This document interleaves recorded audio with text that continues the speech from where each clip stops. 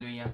आज के मनन के लिए हम देखेंगे गलातियों उसका चैप्टर 4 वर्स 1 और 2। मैं ये कहता हूँ कि वारिस जब तक बालक है, यद्यपि सब वस्तुओं का स्वामी है, तो भी उसमें और दास में कोई भेद नहीं, परंतु पिता के ठहराए हुए समय तक संरक्षकों को और प्रधानों को के बस में रहता है। ये प्रेरित पौल गलातियों को लिख रहा है कि उनमें जो कमी घटी थी उसको समझाने के लिए।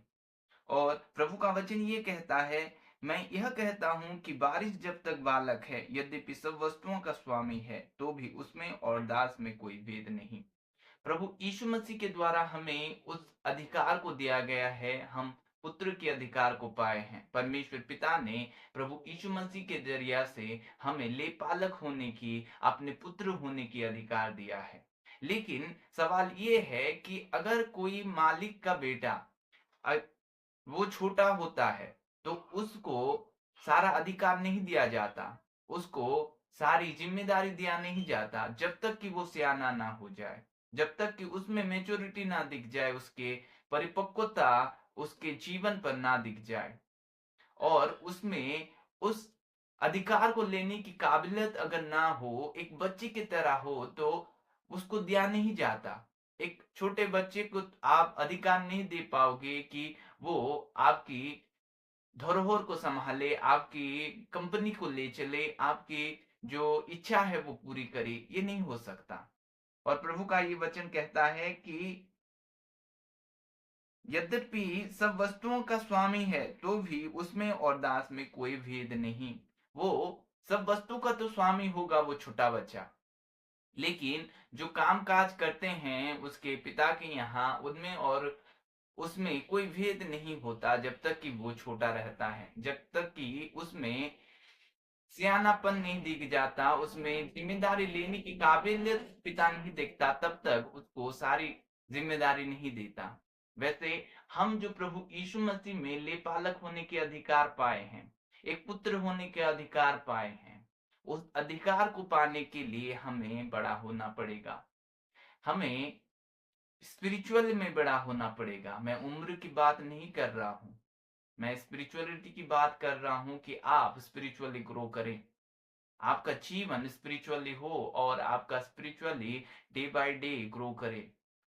उसमें भी आप फूले फले, उसमें भी भोजन रहता है, उसमें भी आपको खाना पड़ता है जो उसका वचन है, उसमें भी आपको ताकत मिलता है जो उसका प्रार्थना, जो आपका प्रार्थना है, उसके साथ आप कितने घंटे बिताते हैं प्रार्थना में, कितने घंटे आप वचन पढ़ते हैं। आपका स्पिरिचुअल ग्रोथ होना चाहिए कि आपको, जब आप उस धरोहर को संभालने के लिए, उस उत्तराधिकारी के अधिकार को संभालने के लिए आप जिम्मेदारी हो जाए। और प्रभु का वचन कहता है, परंतु पिता के ठहराए हुए समय तक संरक्षकों और प्रधानों के वश में रहता है। ये संरक्षक और प्रधान कौन है? परमेश्वर पिता पौलुस के जरिया से वहां पर एक मंडली स्थापन किया था, जो मंडली था गलातियों। परमेश्वर पिता जो दास है उसका, उसके द्वारा से उनको वो पाल रहा था, उनके द्वारा से उनको वो चला रहा था। परमेश्वर को चाहिए एक बॉडी, परमेश्वर को चाहिए एक देह जिसके द्वारा वो काम कर सकता है। और पौलुस को परमेश्वर ने चुना कि वो मंडली स्थापन करे।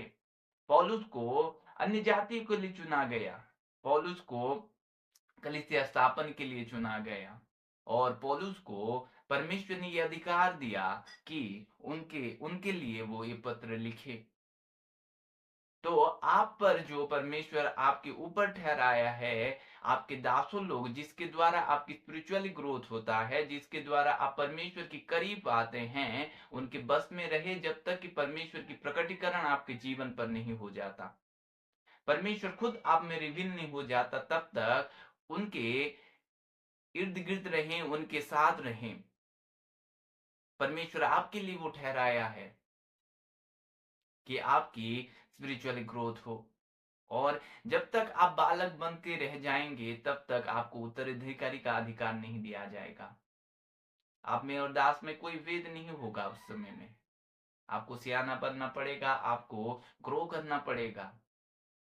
और प्रभु का वचन कहता है कि दास में और पुत्र में कोई भेद नहीं जब तक कि बालक समान होता है। हालेलुया। और यहाँ पर कब आप ग्रो करोगे स्पिरिचुअली? आपको वचन को खाना पड़ेगा भोजन की तरह। जैसे परमेश्वर की वचन कहता है कि मनुष्य केवल रोटी से जीवित नहीं रहेगा, लेकिन परमेश्वर के मुख से निकला हुआ हर एक वचन से वो जीवित रहेगा। आपको ताकत चाहिए, आपको पावर चाहिए, आपको एनर्जी चाहिए। वो प्रार्थना ही है जो आपको ताकत देता है, जो आपको उठ खड़ा करता है हर रोज। और उपवास जो परमेश्वर के करीब लाता है, आपकी इच्छाओं को मारता है, आपके शरीर के डिजायर को मारता है। ये तीन है जो परमेश्वर के करीब आपको ले चलता है।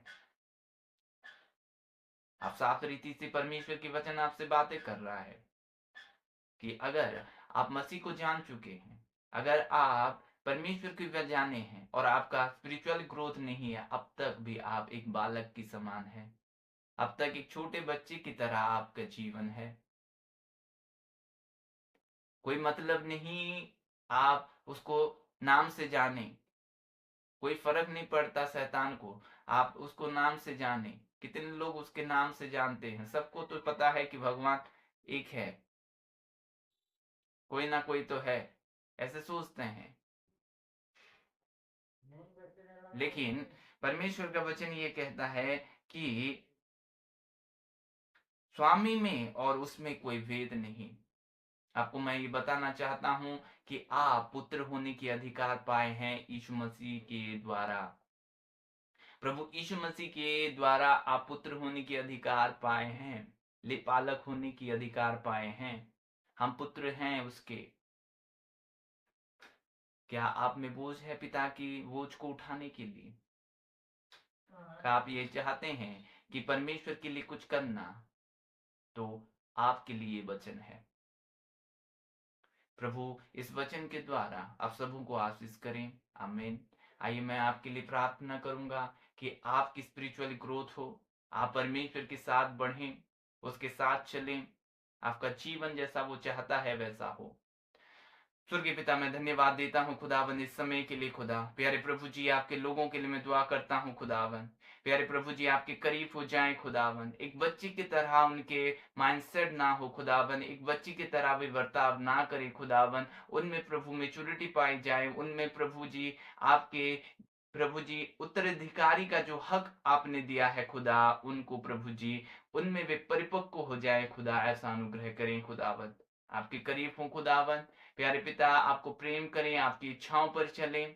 प्रभु जी हर एक बंधन को तोड़ता हूँ यीशु नाजरी के नाम से खुदावन। आपके करीब हो खुदावन। प्यारे पिता, आपकी स्तुति हो उनके जीवन में प्रभु जी। प्रभु जी आपकी वचन को आदर करें खुदा। प्रभु जी प्रार्थना में समय बिताएं खुदा।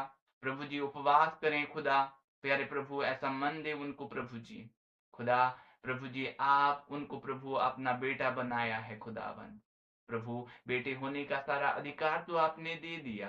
प्रभु उस अधिकार को लेने के लिए प्रभु जी उनको आप अनुग्रह करें यीशु आपके नाम में। आमीन। God bless you all.